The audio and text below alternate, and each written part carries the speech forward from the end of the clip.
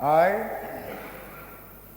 I, Shri Kamingwan Amban, having been elected a member of the Legislative Assembly, do solemnly affirm that I will bear true faith and allegiance to the Constitution of India as by law established, that I will uphold the sovereignty and integrity of India, that I will faithfully discharge the duty upon which I am about to enter. thank you.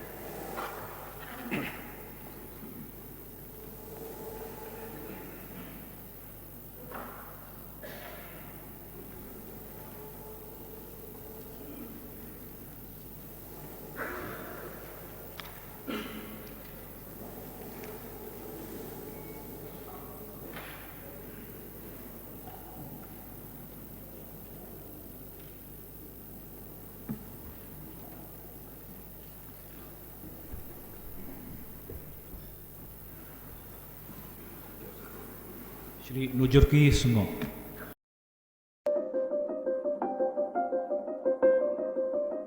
The Brazilian